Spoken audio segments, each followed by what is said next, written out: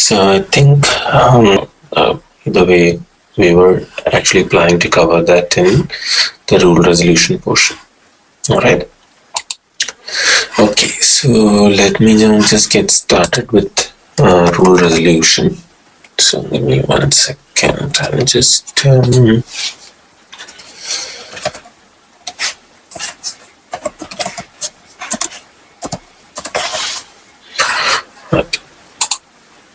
okay. So we've seen now in the last session we saw what was branching, then we saw what was a rule set stack and all that, right? So we saw what was primarily what I want to talk to you guys about is the rule set stack. So we saw what was a rule set stack in the last class, which is nothing but all the rule sets which are there in our system in order in the application in which it is configured. So just to say, stack is nothing but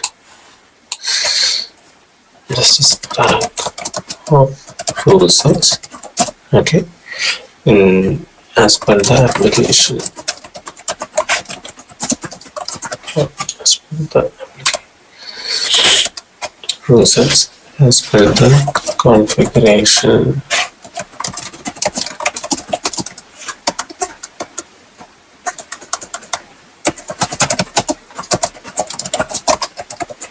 So Rahul, in our application for organizations and divisions, rule set stack is enabled and application stack is disabled.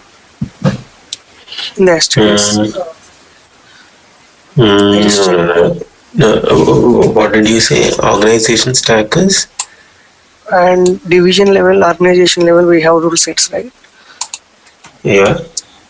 So for that, application stack is disabled. It means we have two options, right? Application stack and rule set stack. No. It means validation, application validation and rule set validation. Yes. So if we enable rule set validation, will it consider application stack as well, or no? Only it will check in rule set. No. It's completely different topics. So application, that is only for a validation, that is during design time. It will just check whether you have access to call a rule in that particular other rule set or not. So it has nothing to do with the rule set stack. Rule set stack is exactly what we see here in the application rule here. So suppose I open the application here.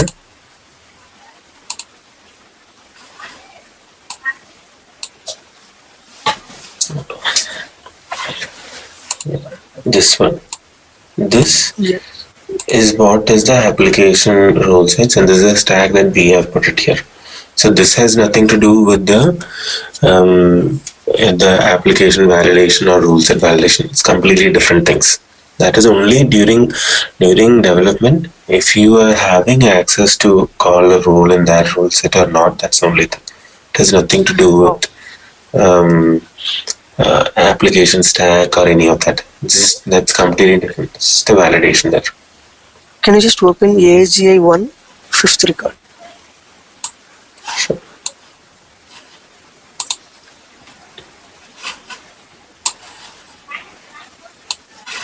Yeah. So here rule set validation is enabled. So my question is, we have only two required rule sets and versions here, 𝐬𝐯𝐭 and 𝐬𝐯1 int.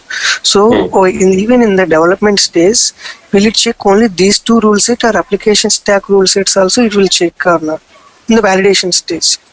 In the validation, it will check only these two because we have configured rule set validation.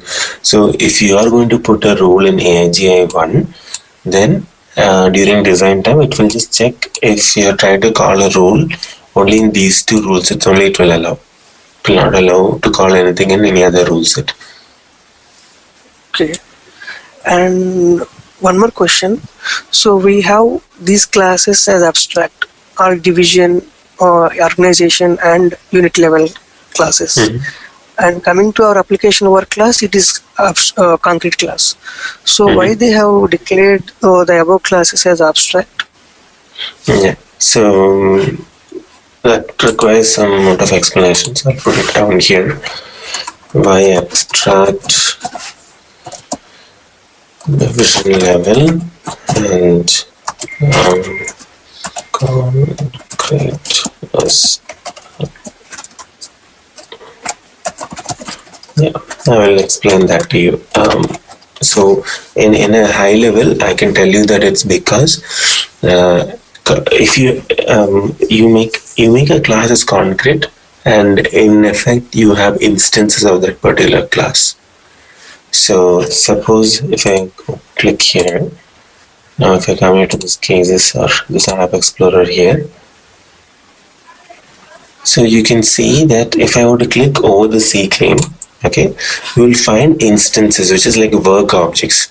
Okay, so that is because the work objects whatever we have in our system, they are the business logic whatever we have, all that most of the time we have configured in the 𝐶laim, okay, or in our work object class, and that is where you have your cases defined and all this.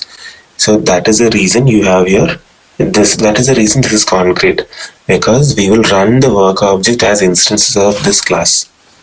Okay. But if you go for a division in concrete, a division or a unit layer, they're abstract because you don't have your business flows there, main business flows there. That is just to have reusable entities. They are just placeholders for reusable features or reusable modules and all that. So at division and unit layer, you're just going to have only reusable entities. You're not going to have the actual implementation logic there. Actual implementation logic is at your case level. This is your case, and this is your case, and this is your work pool. So that is a place where you will actually run the work objects, and the work object will be instances of that.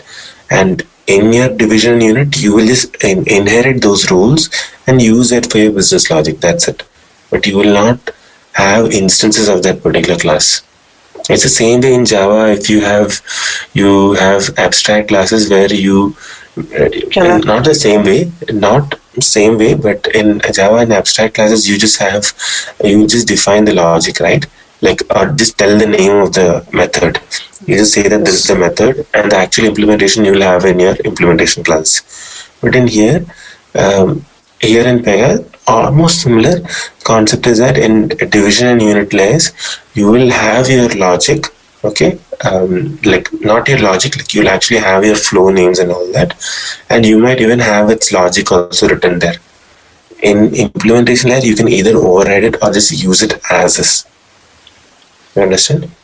So you will not have instances of that classes there in the division and unit layer, because at the end of the day, the ground level is this one, the 𝐶laim, and this is the ground level, and that is where you will actually have your implementation and everything. Okay, one last question is, I got it. So for 𝐶laim, we have two instances here, C1 and C2. So whenever we create work object, then only instance will be created. Am I right? Correct. And one more thing, in activities we can use class names as pages, and we can use that pages to get the details in that, right? Like activity or properties or something else. If you want to get, we will just declare that class as a page, and we will use that page. So at that time, will it create instance for that page or not? What it will do is, if you're going to put a page name and an activity in pages and classes, and then if you want the system to create instances, you need to have a couple of things. First, you need to have the correct page name. Like when I say correct page name, you can put any page name, but the page, you should have the correct PXOBJ class. And if you're going to have a correct 𝑃𝐻 key, then if you do an obj save on that page, it will create instance. You understand? So if you create a page name, put a page name, do a page new, or say for example you do a property set on that page, and then you have a correct 𝑃𝐻 key, then you can, if you do an obj save, it will save the instance into that class, into that as instance of this class. Okay, without that, it will not create instance, right? No, it will not. But if you just simply do a pages and classes, it will not create it. You have to have the correct PXOBJ class, correct 𝑃𝐻 key, and you do obj save, then it will save it. Okay, this instance is different, and there in Java perspective, if we want to access any property in a class, we have to create instance for that. So what I am assuming is here also it is creating instance for that particular class and it is getting the properties. But my assumption is wrong. Mm, Or two yeah. ways to create instances. No. It's the same concept here also. You create the object, you save it, it saves, it passes to the DB. It's the same concept. There's no difference. Okay, but if we are not using OBJ, PZNSK and all, it will just create instance and it will use it and it will destroy it. It won't Correct. dump It will into just be in data. the correct. It will just be in the memory JVM. That's it. It will just be in the JVM and it will be discarded. Okay, so my question is there, if we declare abstract class, will it create instance for that? Even we are not going to dump it in the database, but will it create instance for that abstract class or not? In general, it should not, but here how it will work? It will not create abstract class because see, you can do a page new, page update and all those things on that particular class. But if you are going to do an obj same, it will not allow you because it will not allow you to create instance. Now, your question is whether it will just create that object on the JVM. Yes, it will create the object on the JVM. But that instance is, what can I say? Like that instance is not similar to the instance here that we're talking about. These instances are particular to the database instances that we have for that particular class. Mm-hmm. So my doubt is even complete PRPC is built on Java, right? So correct. In Java, if any class is abstract, we cannot create object for that. So here, while saving in the database, it is able to create, and while using it in the JVM memory, it is able to create. How it can be possible? That's what my doubt. Okay, I will show that to you in one practice. I'll probably note it down and show it in a practice. Wait. See, I got a question for abstract class. You want to make sure that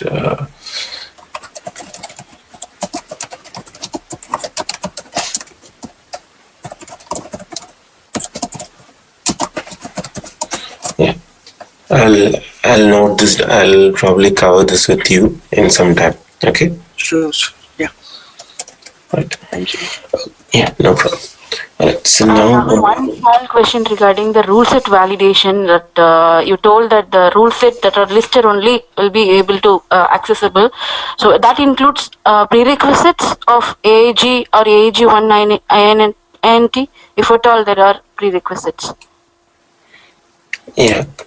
So if you have AAG1, it will access only these two. You can access no prerequisites are included, is it? No prerequisites for that ruleset.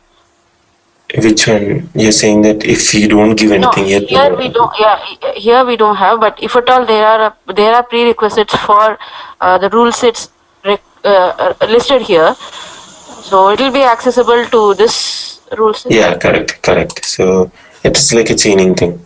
So I think your question is for AAG1, this one. If I put this two as rule sets, even these ones prerequisite also will be accessible to this one. That's your question, right? Yeah, will be. Yeah. Okay, yes. Yeah, thank you. So these two will be accessible to this one also. Like the chaining is there. Okay, so now moving forward now. Yeah, so we saw what was ruleset stack. So I was just talking to you about that as per the configuration of that specific application and visible operator profile. Okay. Now the scenario is this, that because you have so many rules, rule sets and all that, there can be a business use case or a technical use case wherein there is a request to access or run rule 1. Okay, so during the processing of the case, okay, there's a request to run rule. Okay, run a rule. So basically to run multiple rules actually. So there will be a request to run multiple rules. because that is where you've configured your business logic. Okay, because everything in Pega is based on rules for your business logic. Now, what happens is, okay, so what happens now is that the system has to find the correct rule to run from the stack. Okay, so there are multiple ways to find this. First one is obviously look at the rule identity. Look at the rule ID. Okay, look for the rule type with the correct ID. So which means that suppose a request is to run an activity or to request a flow. Okay, so it will ask us which is the correct ID of that rule. So say for example, so I'm going to ask a rule obj flow, which is a flow rule, and the rule name is py start case. Okay, so suppose now if I were to like search for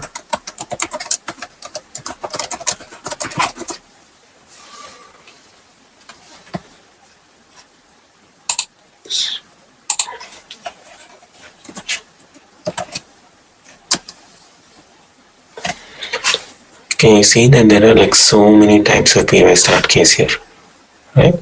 So what happens here is so there are so many types of py start case. So what happens here is the system has to now decide which of this flow rule is important, is the correct one in that particular context. Okay, so actually what happens is it just looks at DB search, it just does a DB search, and then it checks which is the correct rule to execute, and it picks up that and executes it. Right now, so knowing the ID alone is not enough. So the ID here was, so it says rule obj flow, and then we said it should be py start case, because that alone is not enough, and there are so many of them with that.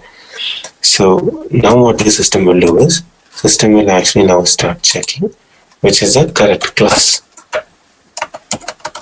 Correct applies to class. So whenever you create a rule, you have two things there. You have the class. So okay, role. You have to enter ID, class, and rule set. So this class, whatever you enter, this is called as a applies to class actually. So what do you mean by applies to classes? Applies to a class sets the scope of it. So class sets the scope of the tool. Okay, so what this will do, it will just check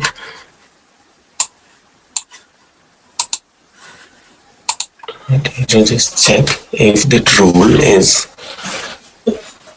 it will just check if that rule is in the correct applies to class. Okay, so the rules in stack, whatever we have, say the work object, assuming that the work object is going to run for 𝐶𝐶laim. So let us check our 𝐶𝐶laim class now. So it's like this. So it will check claim, and then it will check 𝐶𝐶laim here. So,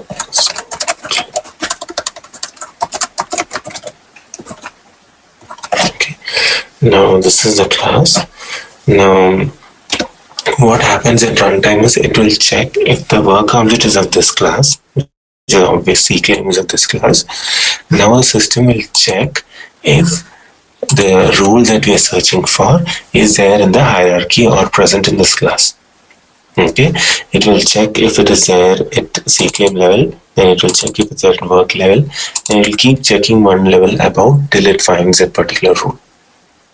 Okay, so it will first check at this at the bottommost level, then it will check at this level, or actually you should just check here the inheritance, that it checks whether it is in the inheritance or not.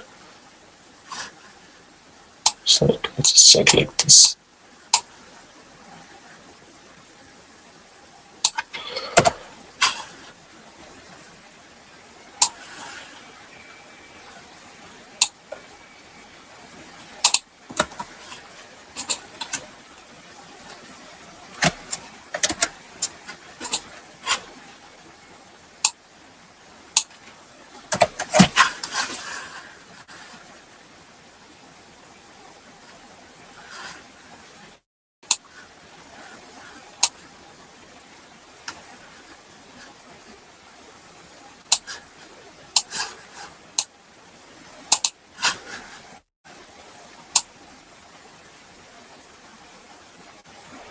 Okay, alright. So it checks. Now it checks whether the correct applies to class, and then it checks whether it's there in the inheritance path or not. Okay, so to check here.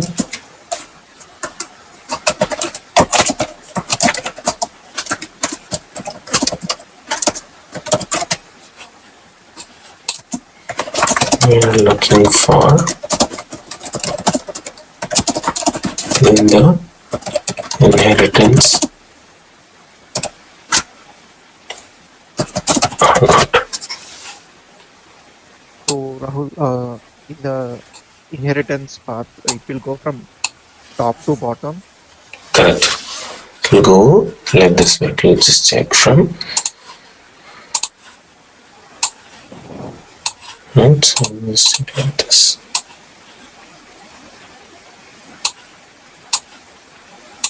So this is a more specific class.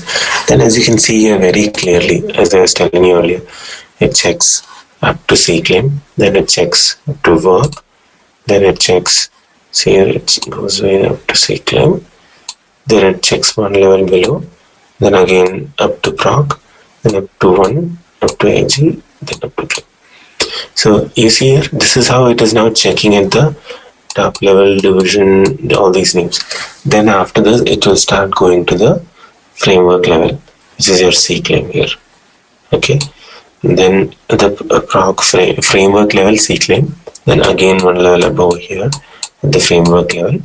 Then at the end, then it has a directory inheritance to work dash cover dash, then work dash, and then finally at the range class. So keep in mind that it will go only up to at the rate base class, which means that system thinks that only up to that level it will go.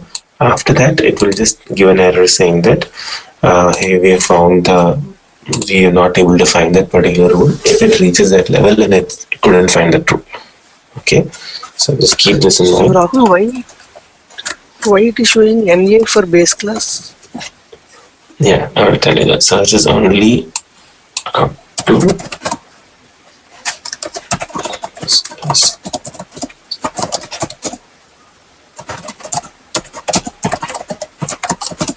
If system reaches base class during the search, then it stops. Search. Okay, so this NA is it's just saying that what type of inheritance you have here. Okay, so @ base class is the topmost class in Pega, and for that particular class, that is the only class in Pega which doesn't have a directed inheritance or pattern inheritance. So there's no class above @ base class that system can go and search. So basically, it doesn't inherit from anything. Right?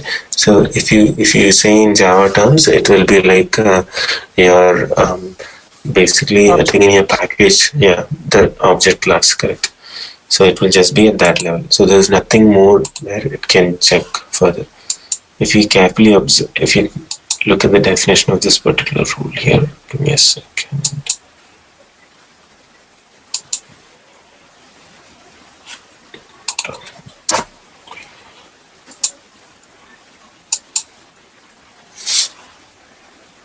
Yeah. So if you take any class like this, say for example this work class, okay, and you will see here that you have some parent class or some directed inheritance. Suppose I don't give anything here, and I click save, then it says that system has to have a directed inheritance class. It is a must. Okay, so this is again an interview question that people keep asking, that what is a mandatory type of inheritance? Is it pattern or directed? So it's always directed inheritance is mandatory. Pattern inheritance, it's not mandatory. Okay, so now if you see at the rate base class here,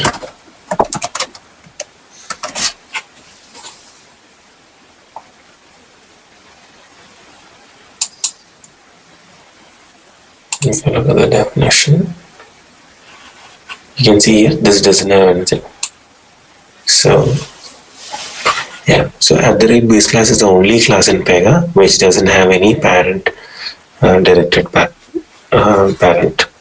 Okay, so that is just just for knowledge. Alright, so now going forward here. Yeah, so now first it will check for the correct ID, then it will check for the applies to class. Now the next thing when the system will check is, it will check is if the role is found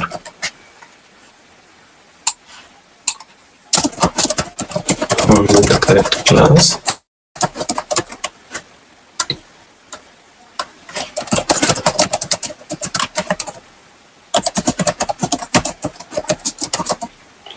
then the search is now done. And the search is now made in the then okay. So classes, okay. Still now needs to find the role in the correct rule set. Okay, rule set. So that is the other check that it will do. Okay, so if you see here now, now it will. So now we can what can happen is, this is the inheritance.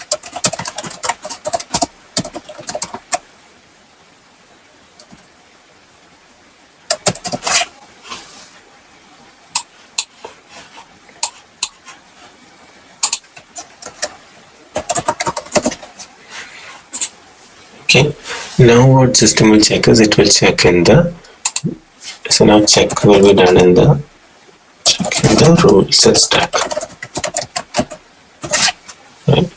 So this is where now the check will be done. It will check in the rule set stack, and the topmost stack rule set will be picked up first. Okay, pretty obvious that if you have same way we saw in the last class here. Look at this. Yeah, this one we see here. So obviously now system will check at this topmost stack here. Okay, so it will always check at the first one here. If it finds it, it will pick up that. Otherwise it will check this one, then it will check this one. So same way it keeps going down. Okay, and this is the overview on how actually rule resolution works. So but now things can get a little bit more complicated. That's where we are going to go into now. Like now it will check what is the rule availability and all these things. So I think that was a question here. Okay, circumstancing.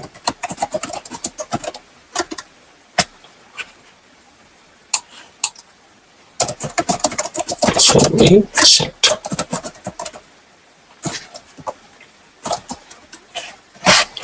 So we will do an exercise now, like a quiz, to check whatever we learned now. Give me 1 second. So yeah, so I have some standard questions that we have created. Give me a second.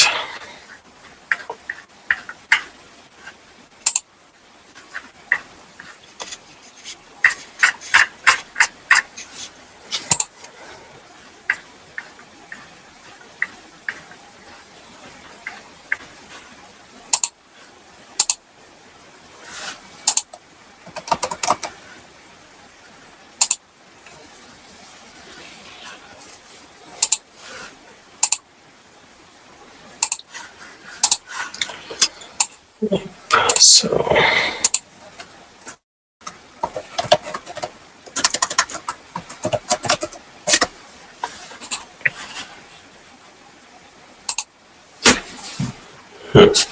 now, so whatever I showed you here, this is how you have to understand rule resolution to which will help you in real time with work and all that. So now, to talk from theory perspective, there are a couple of additional steps that you need to know. So if you see here, it's the first step. So you have first, what it will do is, now this is the theory stuff that you need to learn, which is like, whenever you have a rule, it will first check in something called as a rule cache. If it doesn't find the rule in the rule cache, then it will run a correct ID, okay, which is like what we saw. It will check whether the ID that we have given for the rule is it correct or not, after which it will discard the rules which are not there in that which have the availability as new. So I will talk to you about what is rule availability in a bit, okay, and that it will check whether it's in the correct class, correct rule set and all that. Which is not there, it will discard it, okay. Then it will rank the remaining ones in an order. Once it finds the correct one, which is in the top of the rank, it will set that in the cache, okay, like find the best instance from the rank list. So set the entire rank list into the cache. Then it will find the best one from the rank list, and when the availability of this is blocked, it will again cross it, and then it will check whether it is authorized to run or not, okay, whether the operator who's requesting for that has authorization or not. So that's a couple of things that you need to keep in mind. We are going to dive deep into this. Whatever we saw in the overview, we're going to dive deep into this one now, okay. So yeah, so these are the steps that we have in the rule resolution. So first line is to check the rule cache. So whether the rule whatever we have, it is there in the cache. If it is already there in the cache, we will jump directly to step 8. So step 8 here is find the best instance, okay, and then it will check whether the rule availability is not blocked, and it will check whether you have the authorization. So there is something called as the rule availability that you have to understand first before we jump into this. So what the rule availability is, if you take any of the rules in Pega, say for example I open some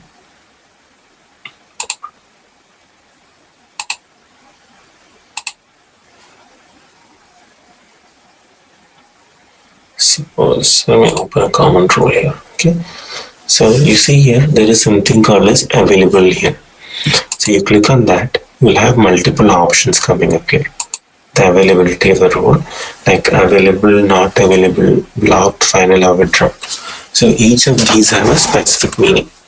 So what these mean is, so let's start with the first one. Available means pretty obvious. Almost all the rules in Pega, if you have it as available, it means that it is available to be worked upon, or the rule is visible to the system. Not available means it is like you commented out, okay, so you're not going to use it, it's like commented.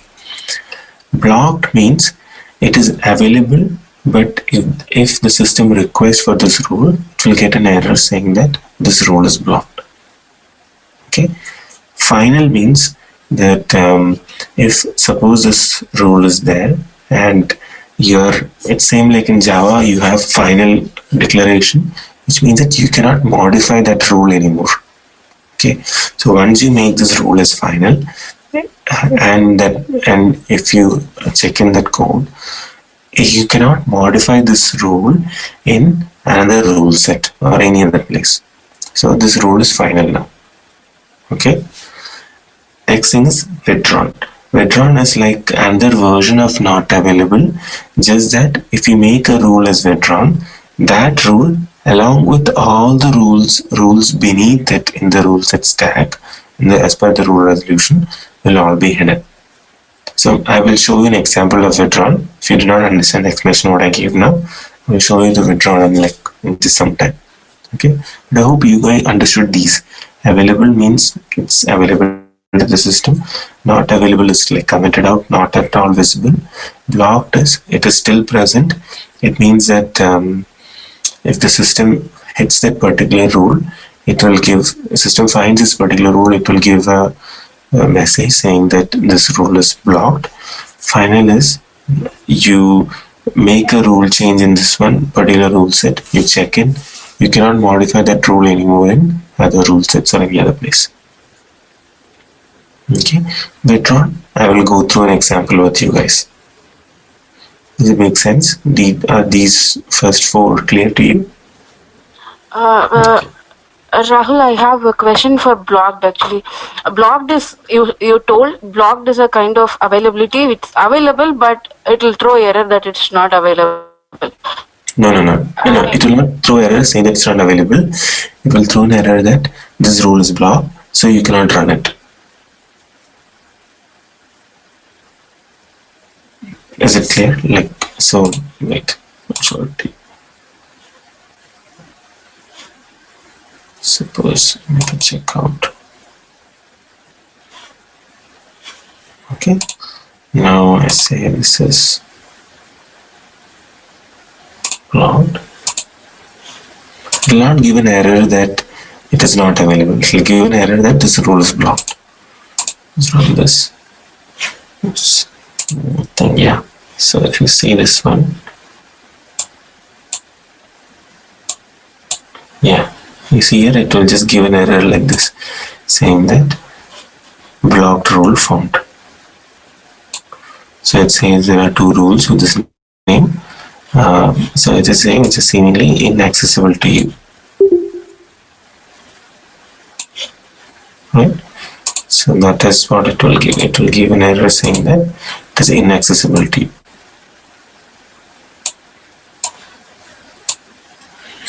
Right, I think she just went offline, but right. Okay, so hope that is clear to most of you guys. So now, okay.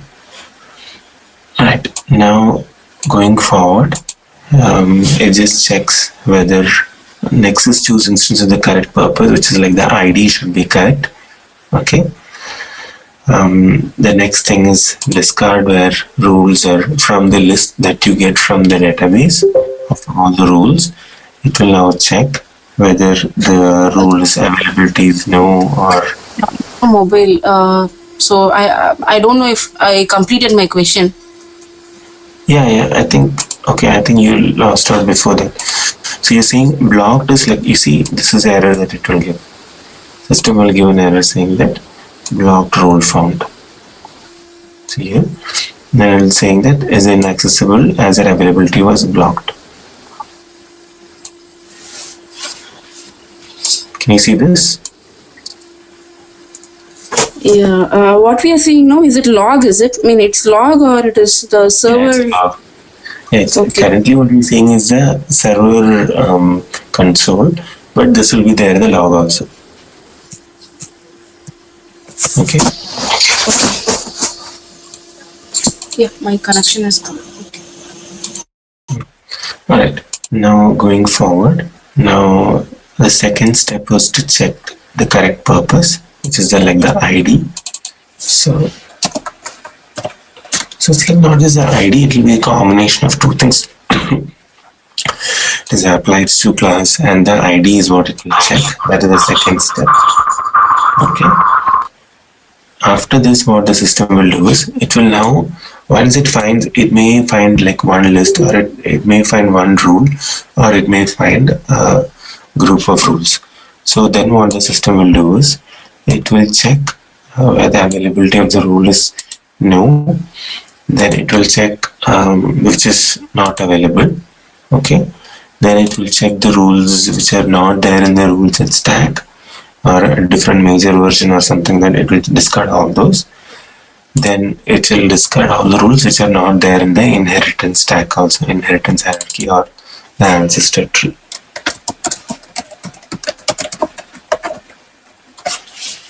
Okay, So that is what is step 5 that it will do. Now step 6, what it will do is, now it will start ranking the rules that whatever it found. So till step 5, whatever the rules that it found, after that it will start ranking them, which is like finding the rule which is the most specific class, it will rank it. After that it will check the one of the most specific rule set, and once it does that, okay, we're going to do an exercise on this, so just I'm just walking you through the theory now. After this, it will set the cache, then it will check for duplicates, and finally it will check whether the availability is not blocked and whether you have the privilege to run the rule or not. Okay, so generally to run a rule you might need some privilege, so that is what it will check. You can even restrict it based on privilege and rule and all these things. Now let me just walk you through whatever we learned in theory. Let me walk you through this now. Hold on.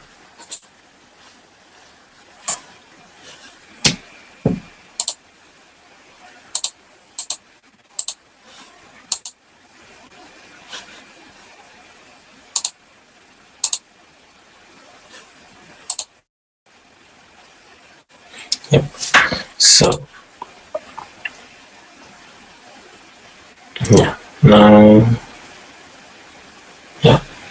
so consider that we have a rule like this, which is a property rule. Okay, a simple property rule that we have.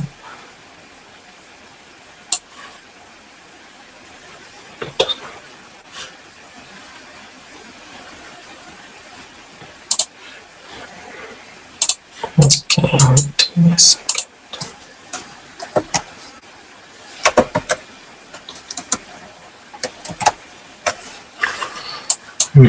Give me 1 second. Just take this.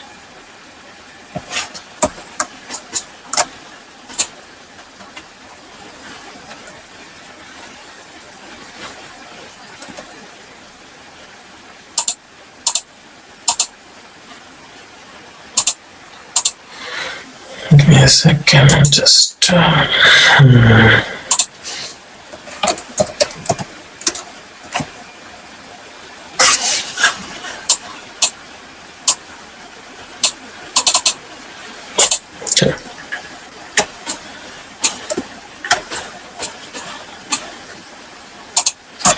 yeah, just consider this here. So yeah, so we have a rule like this here, which has a property. Okay, so name is mySLA. Currently the availability is available. This is applies to class, which is SA HR services work.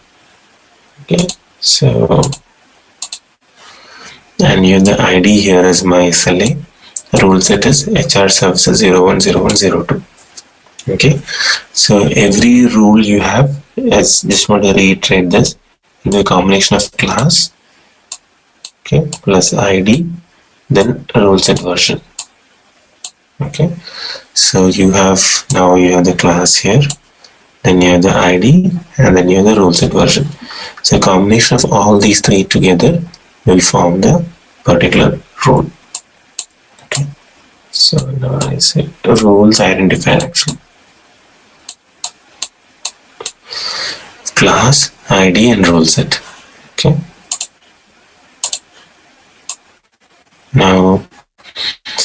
Now let's check. The first question is, now we have these two rules. Consider the scenario where we have only these two rules as per the system.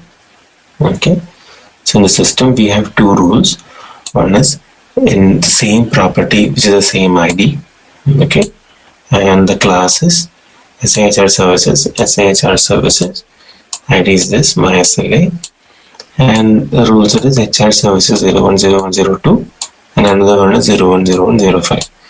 Now can you guys tell me, during rule resolution, which of these would be better? The first one is better. Actually, the second one is having a higher patch, so that might not be visible to it. That may be latest, but that was developed after this. So the first one is better. Okay. Anyone else has any thoughts? Rahul, I guess the second one, Rahul, as per rule resolution during runtime, HR services 010105, since it is a highest rule set version, and if the rule is available at runtime, it picks the second rule.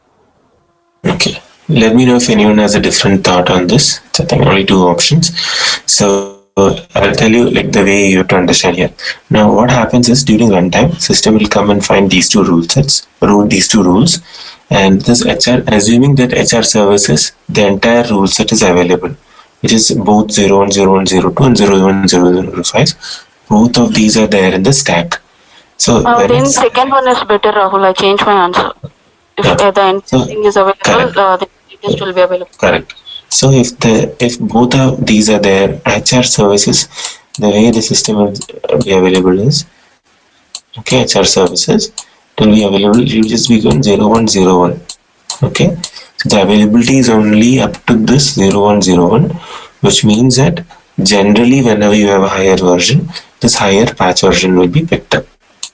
Okay, so when the system says, generally if you take my login here,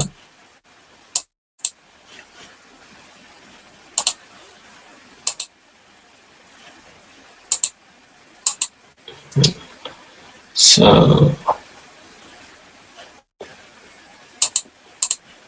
if you take this application role here, you will see that always the general contention is always you give only major and minor version. Patch version generally you don't mention that in the application rules, application stack.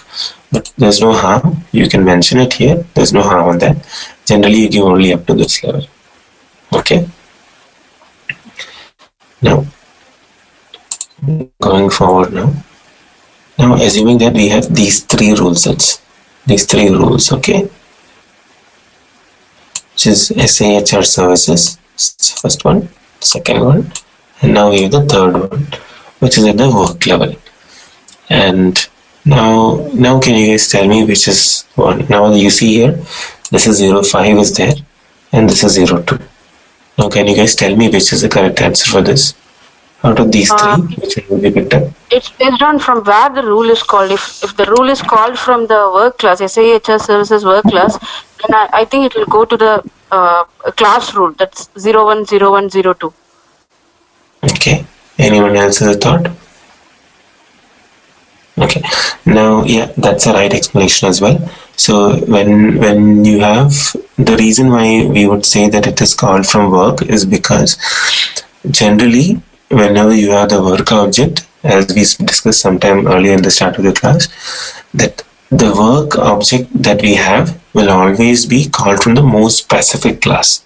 Okay, so whenever you have a work object, it will be always, this will be always in the work pool. This is SAHR services work hyphen some case type or something like that.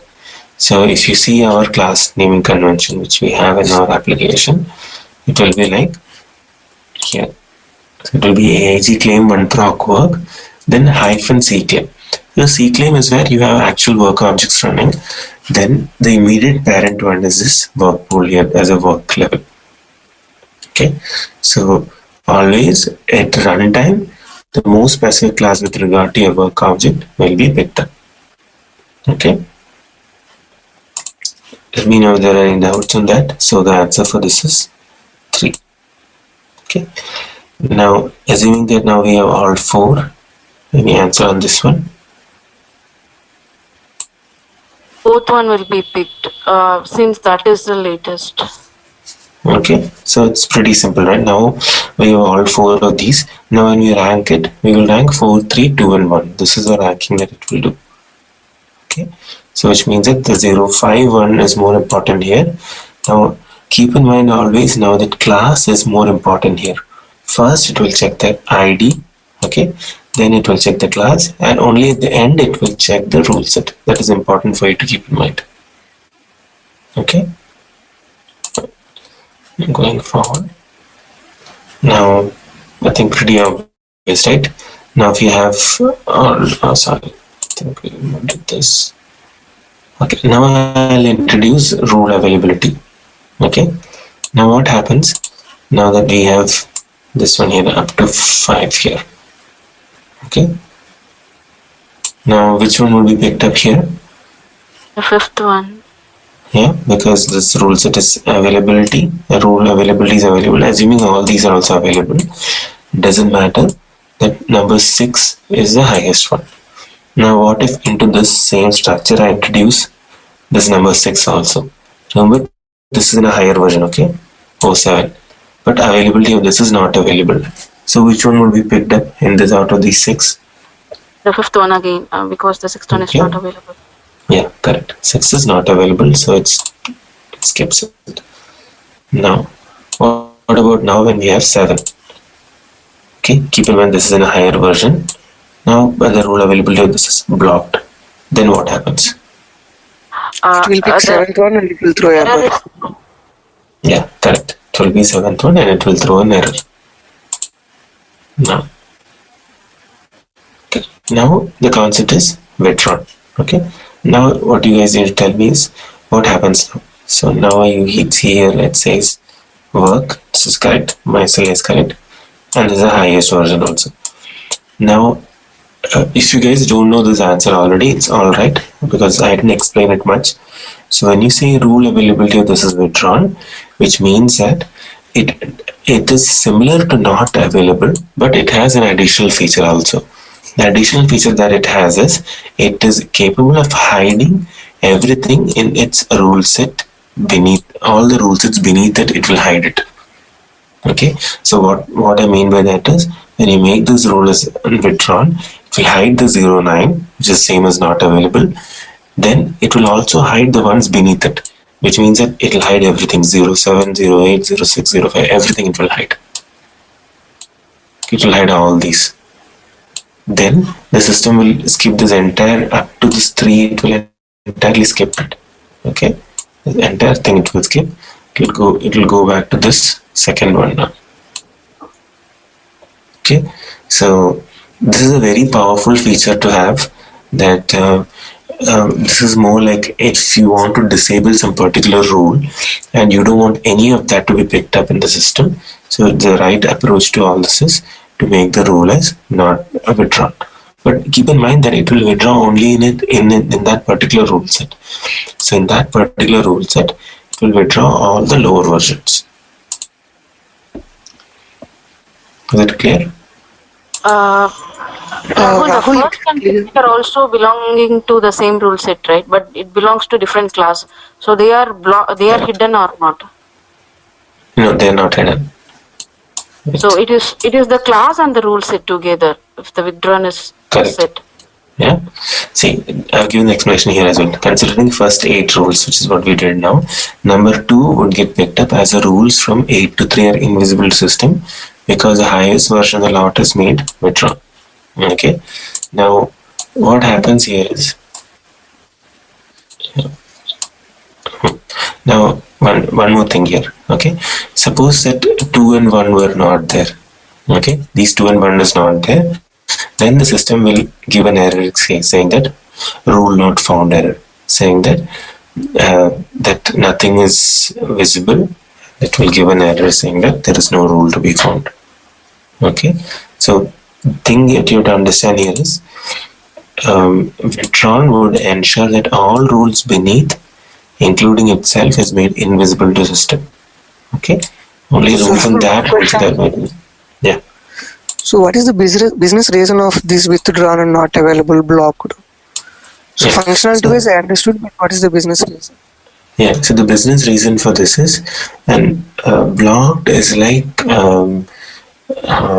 okay, so the business reason for this is, blocked is given, suppose for some security perspective, someone is trying to run a rule, you can give a security giving that that this person is not authorized, okay, but due to some reason you are putting that particular rule for some maintenance work, okay, and you don't want it to be picked up now, but you don't want anything else also to be picked up. Say for example in this stack itself, okay, Suppose we have this scenario, we don't want this particular MySLA property to be used at all. So what you can do is, if you make it not available, only that version will be invisible. Okay, but if you make it blocked, everything in that particular rule it will find, it will give a blocked. Reason for this is we are intending to give a message saying that this area or this feature is currently under maintenance, and you want to tell to the business that you cannot work on it now. Okay, so in order for that, you can make it blocked. That is a business use case for this. Okay. And one more question regarding final. Let us say if any rule is OOTB and if it is given by Pega, they can make it final, and we are not allowed to modify that rule. So, yeah. Right. So if we create a final rule, once if we check in, so later onwards we cannot check out and we cannot modify it. No. Or See, what is?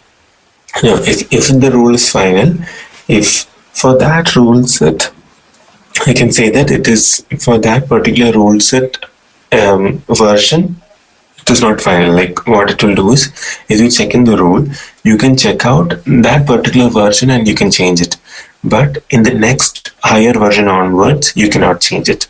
Or in any other rules, it also you cannot change it. It does make sense. In case if there is a flaw, so how can we modify that?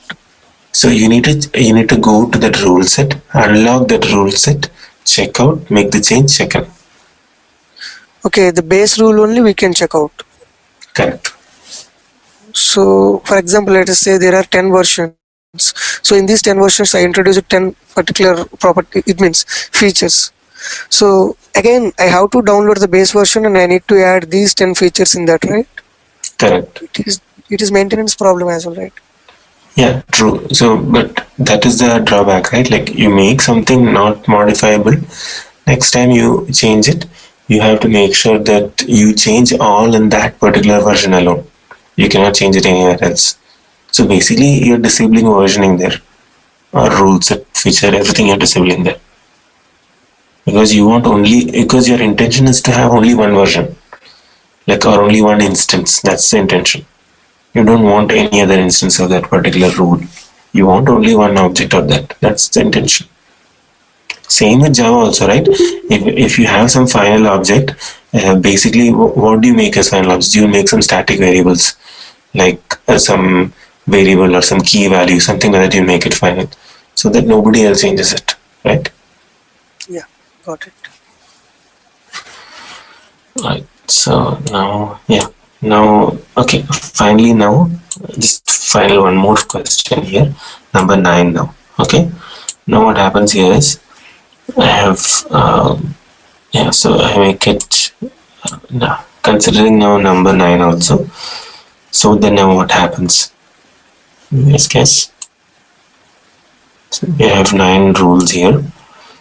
Only difference here is this is in a different rule set now. HR services app. Assuming that HR services app is top of the stack, then what one will be picked up? Which one will be picked up? 9th one will be picked up.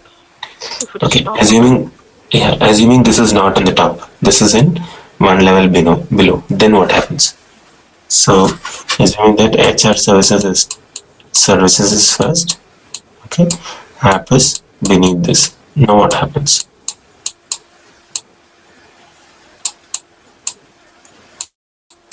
This is important, okay guys, and this is how your actual question will be. Till now was just to get you familiarized. This number 9 is, now tell me what is the right answer here. So the stack is HR services in the top. After that you need HR services app is beneath it.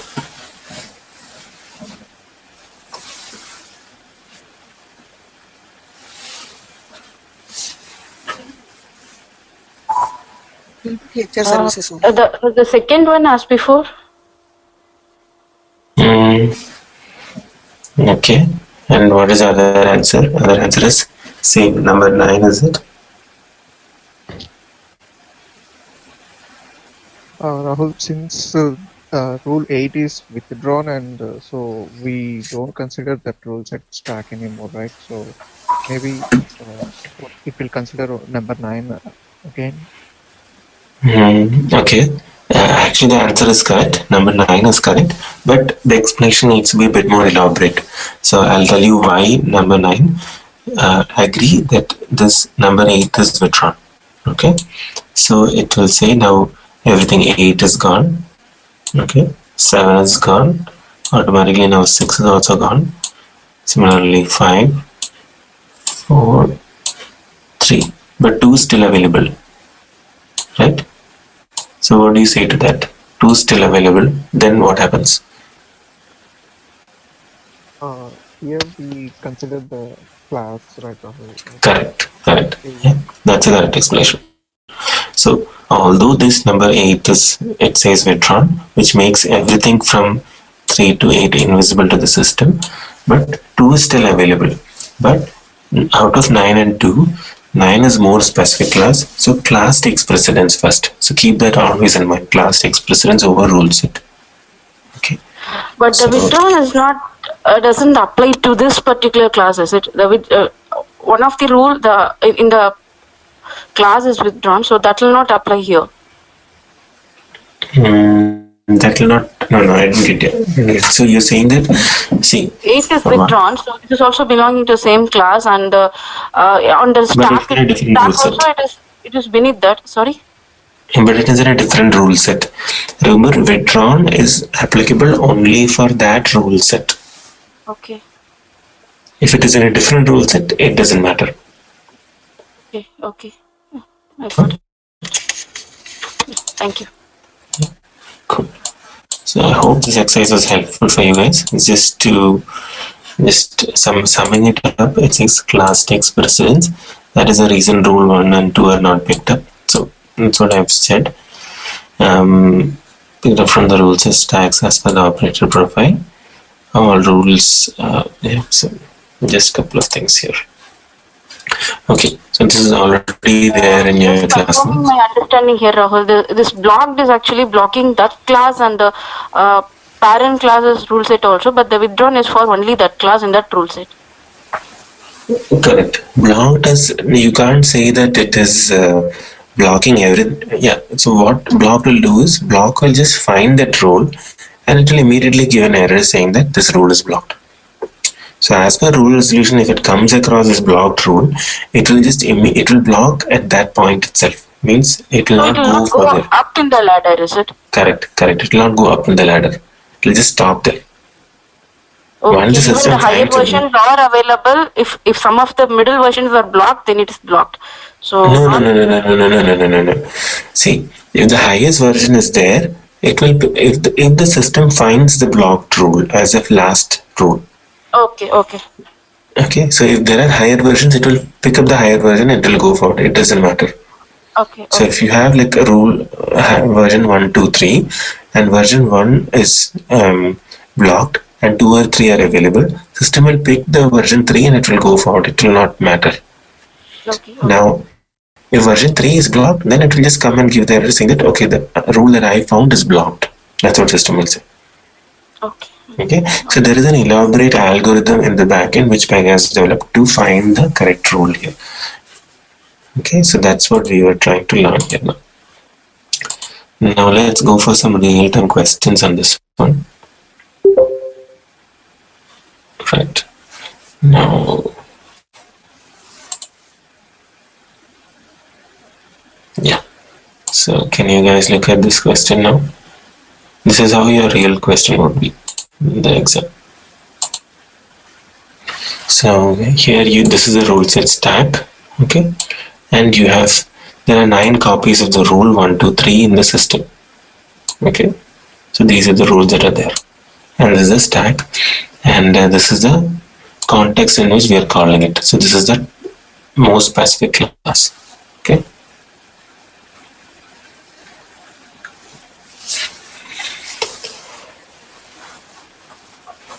Yeah, I'm waiting for answers from you guys, okay?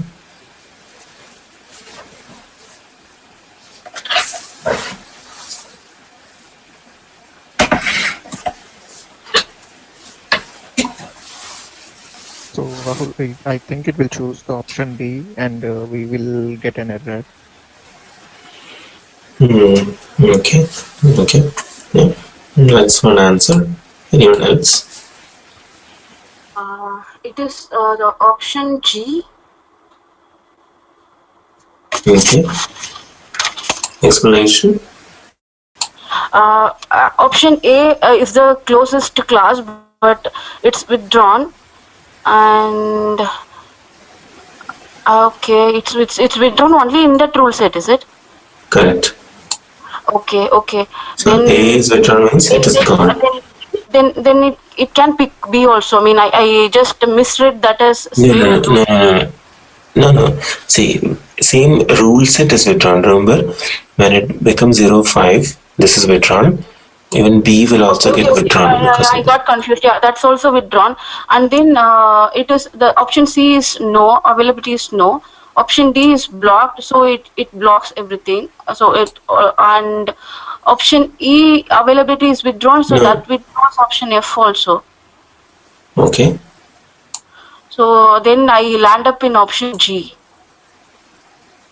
Okay. Anyone else has thoughts on this?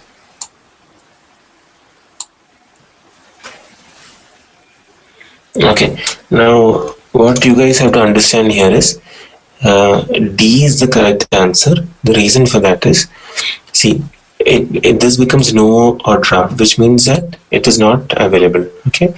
Now D is blocked, so the system will come and find this rule and it will give an error saying that I have found this rule and it is blocked. Remember, blocked means that the system will give an error. It is also a valid rule. It is not invalid. It is also a valid rule, and system will give an error saying that the rule is blocked.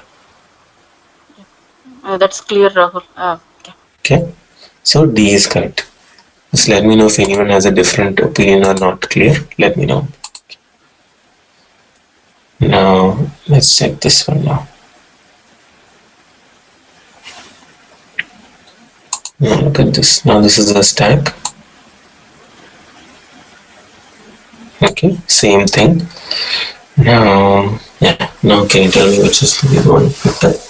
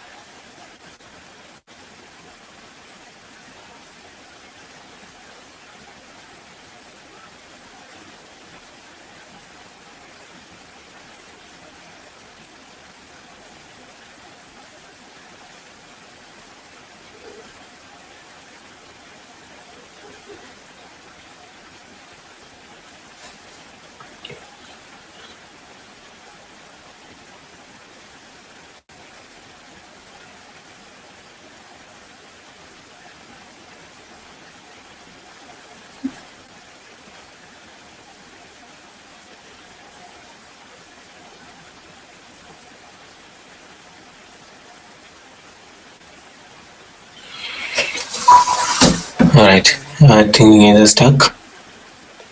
Okay. Option So, B. Okay. D. Okay. Alright, I think you have come to the same answer. Okay, let's check.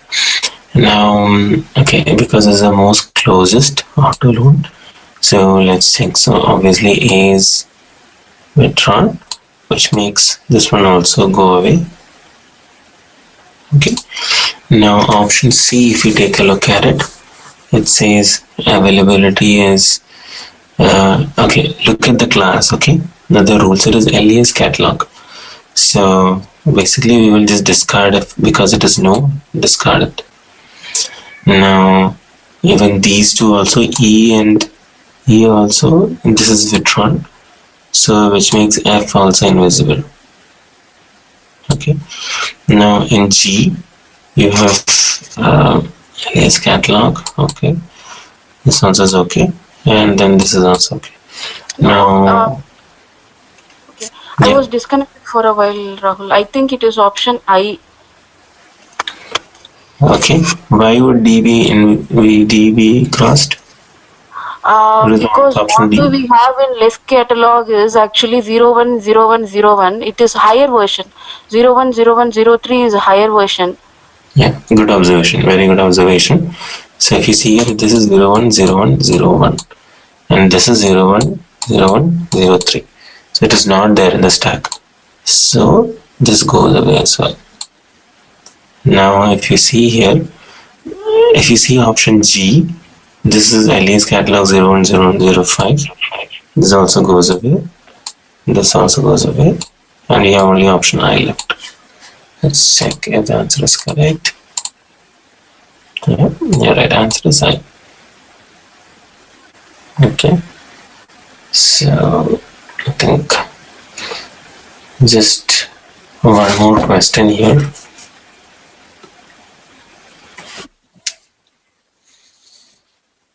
Just give me a second.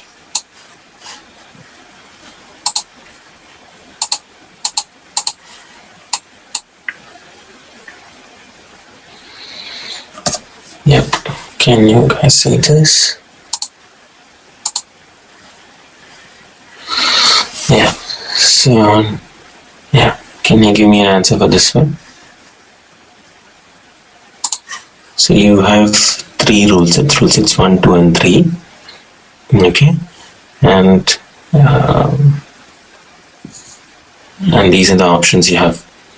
So it's like octave work, ABC, ABC, ABC. And in the ruleset versions, and this is the availability.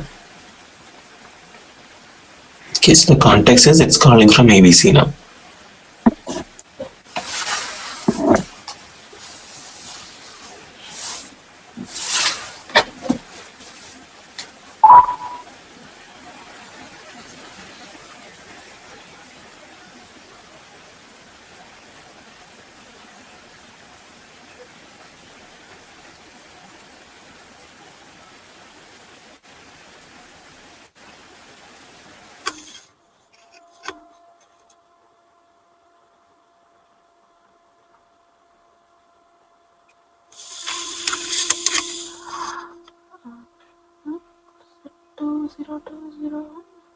Okay.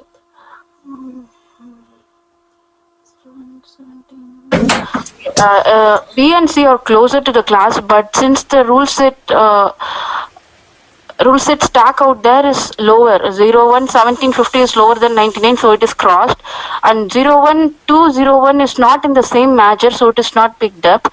So 01 0109 12 could be picked up because it is in the same major, and it is lower than the rule set mentioned here, so it is available. So it could be E and it is available.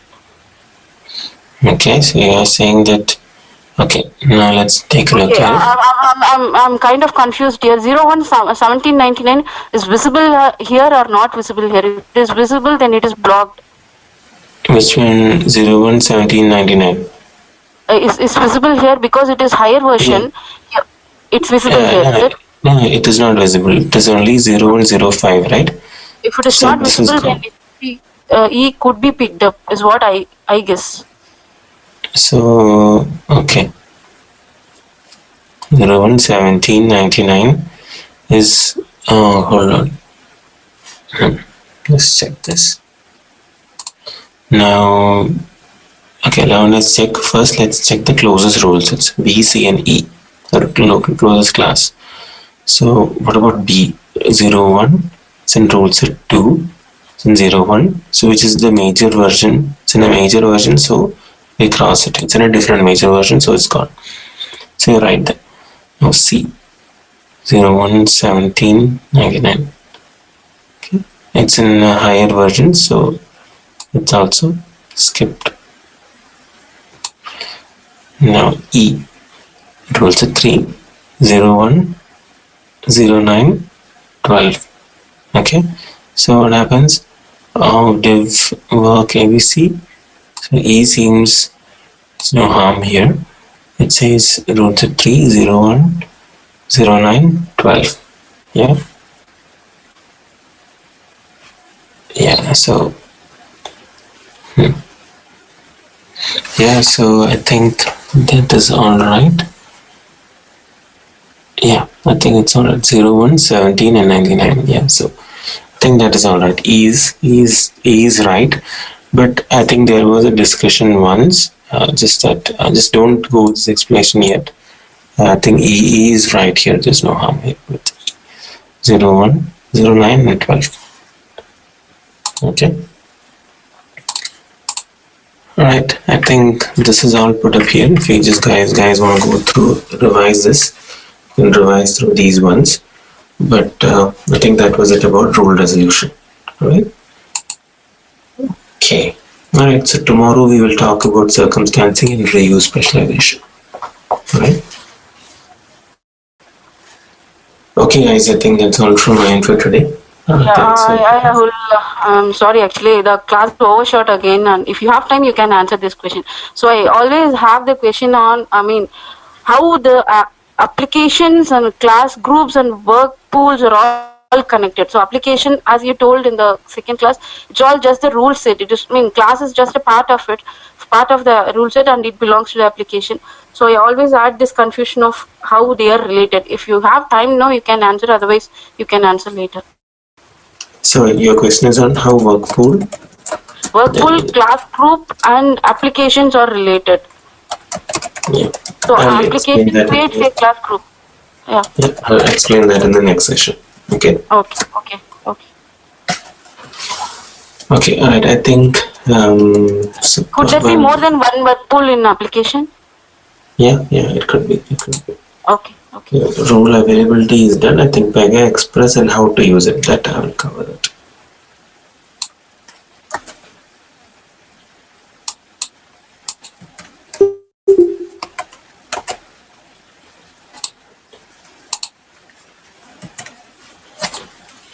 Right. Okay, guys. I think let's meet up tomorrow at the same time. Thank you.